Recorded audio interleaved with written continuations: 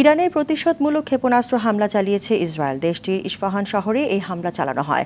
ইরানের পাশাপাশি সিরিয়া ও ইরাকেও হামলা চালিয়েছে ইসরায়েল। এরই মধ্যে বিভিন্ন শহরে আকাশ প্রতিরক্ষা ব্যবস্থা সক্রিয় করেছে ইরান।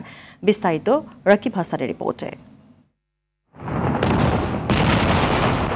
পশ্চিম এশিয়ার দেশ ইরানে আজ ভোরে ক্ষেপণাস্ত্র হামলা চালিয়েছে ইসরায়েল। ক্ষেপণাস্ত্র বিস্ফোরণের বিকট শব্দ কেঁপে ওঠে দেশটির ইস্পাহান শহর।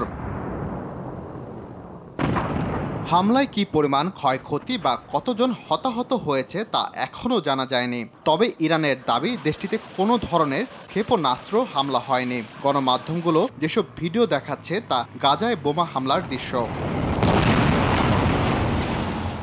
ইরানের বিমান প্রতিরক্ষা বাহিনী সন্দেহজনক বস্তু লক্ষ্য করে গুলি করে, আর এতেই ইস্পাহান শহরে শব্দ হয়েছে বলে দাবি ইরানের। ইরানের বেশ কয়েকটি শহরের ফ্লাইট কিছুক্ষণের জন্য স্থগিত করা হলেও এখন তা স্বাভাবিক রয়েছে। জোরদার করা হয়েছে দেশটির বিভিন্ন শহরের আকাশ প্রতিরক্ষা ব্যবস্থা।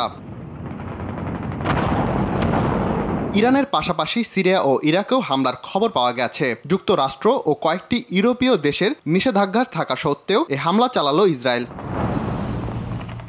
রাকিব হাসান, RTV।